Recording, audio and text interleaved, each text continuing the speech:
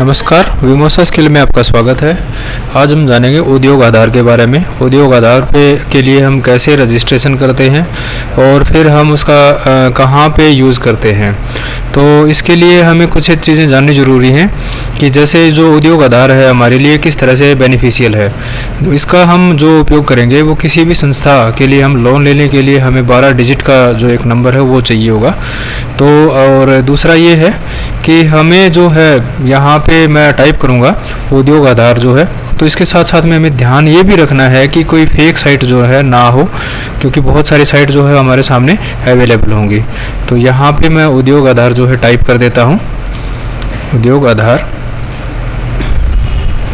और जैसे ही आप देख पा रहे हैं जो हमारे सामने है ये पहली साइट है उद्योग आधार ऑफिशियल वेबसाइट। तो हमें ऑफिशियल वेबसाइट पे ही विजिट करना है। इसके अलावा जो अदर और वेबसाइट हैं वो ऐड दे रखी होती हैं, उन पर हमें नहीं विजिट करना है। तो यहाँ पे हमारे सामने ये है ministry of micro and small medium enterprise, इस पे आ गए हम। और जैसे ही हम यहाँ पे पहुँचे हमें ये डॉक्यूमेंट चाहिए होंगे। एक तो हमें आधार नंबर चाहिए होगा, तो आधार नंबर मैंने यहाँ पे टाइप किया। 1 सेकेंड, मैं यहाँ पे आधार नंबर जो है टाइप कर देता हूँ।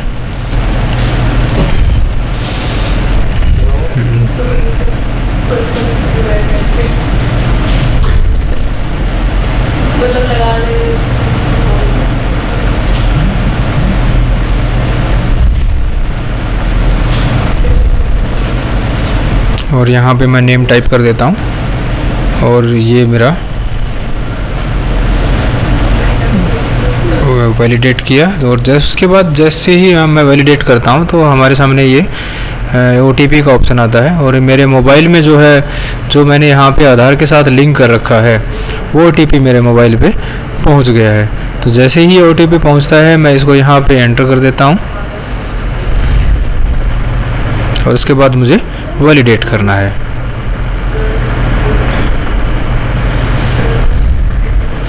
वैलिडेट करने के बाद हम थोड़ा सा इसमें स्क्रॉल डाउन करेंगे तो जो भी कैंडिडेट की कैटेगरी है वो यहाँ पे सेलेक्ट करनी है। हमें जो भी कैटेगरी है वो सेलेक्ट की मैंने। उसके बाद फिर मैंने जो है जेंडर सेलेक्ट किया।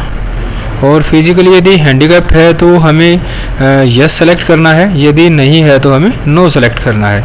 और जो हमारे बिज़नेस का नेम है, जो हमारी ऑर्गेनाइजेशन यानी कि कंपनी का जो नाम है वो हमें यहाँ पे टाइप करना है, जो भी हमने बिज़नेस नेम दे रखा है या जिस नेम से हमें लोन लेना है। तो मैंने यहाँ पे ये नेम जो है टाइप कर लिया है।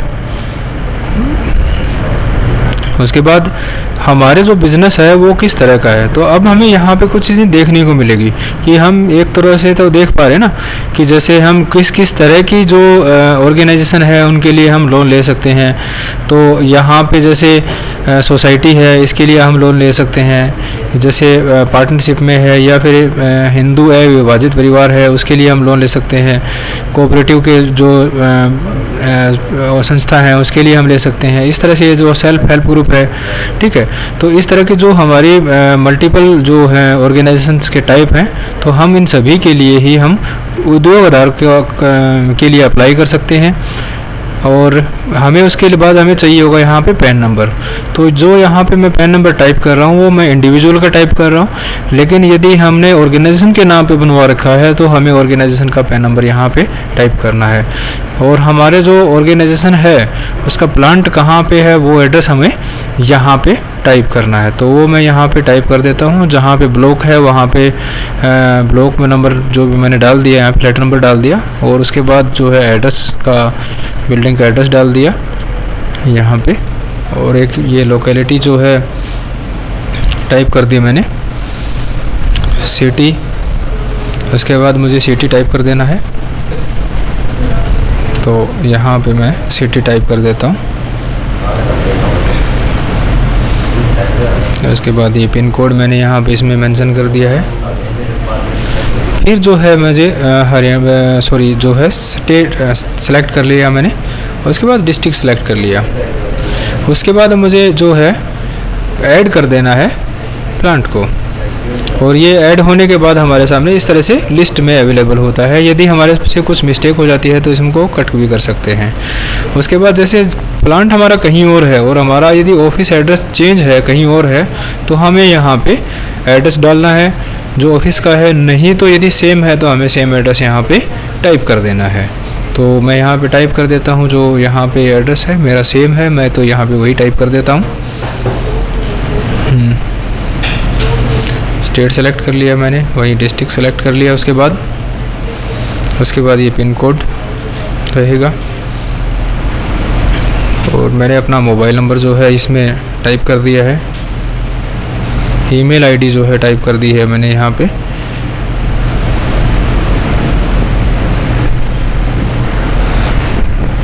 उसके बाद हमें जो है हमारा बिज़नेस स्टार्ट कब हुआ है तो वो यहाँ पे हमें जो स्टार्टिंग डेट है वो मेंशन कर देनी है। जिस ईयर में या जिस डेट को हमारा स्टार्ट हुआ है तो वही डेट में हमें यहाँ पे सेलेक्ट कर लेनी है। उसके बाद यहाँ पे हमें आगे बढ़ना है, जैसे EM1 है, EM2 है, ये हमारे जो रजिस्ट्रेशन एक्ट हैं यहाँ पे। तो यदि हमने रजिस्ट्रेशन करवा रखा है ऑर्गेनाइजेशन को तो हम यहाँ पे सेलेक्ट करेंगे। मैंने यहाँ पे अन्य किया है तो अन्य करके मैं इसमें आगे बढ़ता हूँ। तो ये हमारे कुछ टाइप्स हैं, इसमें आप देख सकते हो। और उसके बाद जो बैंक डिटेल हैं, मैंने यहाँ पे बैंक डिटेल जो है फिल कर देनी है। यहाँ पे ध्यान रखना है बैंक डिटेल का, यदि आप इंडिविजुअल हैं तो आप अपना जो है बैंक की डिटेल डालेंगे। यदि आपने रजिस्टर कर रखी है ऑर्गेनाइजेशन को तो आप जो है ऑर्गेनाइजेशन का वही जो ऑर्गेनाइजेशन के नाम से अपने अकाउंट ओपन करवा रखा है वही आपने कोड और यहाँ पे खाता नंबर को टाइप करना है। तो ये हमें थोड़ा सा इसमें ध्यान रखने की ज़रूरत होती है यहाँ पे। तो ये मैंने खाता नंबर जो है टाइप कर दिया है। और जैसे ही हम आगे बढ़ते हैं तो यहाँ पे देख पा रहे हैं मैन्युफैक्चरिंग है और सर्विसेज है। तो यहाँ पे यदि हमारे पास जो हमारी ऑर्गेनाइजेशन है वो मैन्युफैक्चरिंग का टास्क है तो हम मैन्युफैक्चरिंग सेलेक्ट करेंगे। यदि हम सर्विसेज प्रोवाइड कर रहे हैं तो यहाँ पे हम सर्विसेज सेलेक्ट करेंगे। जो भी हमारा जिस तरह की हमारी ऑर्गेनाइजेशन है वही हमने सेलेक्ट करना है। उसके बाद हम NIC कोड की तरफ से बढ़ते हैं। ये NIC कोड जो है वो हमारे एक तरह से जो भी जिस टाइप का हमारा बिज़नेस है तो गवर्नमेंट ने उसी तरह के बिज़नेस के लिए पर्टिकुलर कोड जो है वो असाइन कर रखे हैं। यदि हमें नहीं पता है तो हम वही बिज़नेस नेम गूगल में भी टाइप कर सकते हैं। जो हमारा NIC को जो हमारा बिज़नेस है उसी के नेम को टाइप करके हम वहाँ पे टाइप कर सकते हैं, फाइंड कर सकते हैं कि हमारा NIC कोड क्या होगा। तो और यहाँ पर भी हम जो है हमारा बिज़नेस से जो जिस टाइप का हमारा बिज़नेस है तो वो यहाँ पे टाइप कर देता हूँ मैं। जैसे मेरा कंप्यूटर फील्ड का है तो मैंने यहाँ पे सेलेक्ट कर लिया। थोड़ा स्क्रॉल डाउन करने के बाद मुझे ये यहाँ पे हमारा रिपेयर और मेंटेनेंस का है, मैंने ये सेलेक्ट कर लिया। जैसे ही मैं सेलेक्ट करता हूँ तो ये कोड अपने आप इसके साथ में उठा भी लेगा। ये 9511 है इसके साथ में। और ये हमारे पास ये कोड हैं जो है हमने सेलेक्ट कर लेने हैं, जो इससे रिलेटेड हमारे कोड होंगे।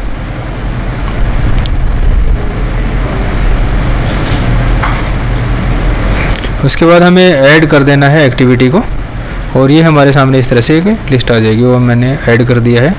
अब मैं आगे बढ़ता हूँ इसमें कि हमारे ऑर्गेनाइजेशन में जो है कितने एम्प्लॉई हमारे पास काम कर रहे हैं या कितने बंदे हम जो हैं तो उनको मैंने यहाँ पे टाइप कर देना है। और उसके बाद जो है इन्वेस्टमेंट हमारी कितनी होगी तो हम कितना इन्वेस्ट कर रहे हैं तो यहाँ पे हम इक्विपमेंट वगैरह के लिए जो इतना परचेज़ करने वाले हैं तो उनकी जो टोटल लागत क्या होगी वो हमें यहाँ पे लाख में हमें वो करनी है, टाइप करनी है। जैसे कि यहाँ पे इन्होंने एग्जांपल दे भी रखा है 25, मैंने यहाँ पे 5 लाख कर दिया है। और ये इंडस्ट्रीज़ ने ऑटोमेटिक उठा ली है, टर्म एंड कंडीशंस को मैंने मान लिया है। और ये रजिस्ट्रेशन संख्या जैसे ही मैं रजिस्टर करूँगा तो ये हमारे सामने अवेलेबल होगी। उसके बाद मुझे इसको सबमिट कर देना है। ये कह रहा है कि आप श्योर हैं कि जो आपने डाटा इसमें एंटर किया है फॉर्म में वो सारा ओके है, तो आपको ओके कर देना है, नहीं तो चेक करना है एक बार। फिर दोबारा आपके पास मोबाइल पे OTP आएगा और वही OTP आपको यहाँ पे टाइप भी करना है दोबारा। तो मैं जो है मोबाइल से OTP यहाँ पे टाइप कर देता हूँ, जो मेरे पास OTP पहुँचा है ये मैंने टाइप किया। उसके बाद यहाँ पे मुझे कोड जो इन्होंने नीचे मेंशन हमें दिखाई दे रहा है वो कोड हमें टाइप कर देना है। ये केस सेंसिटिव होता है और ओके कर देना है।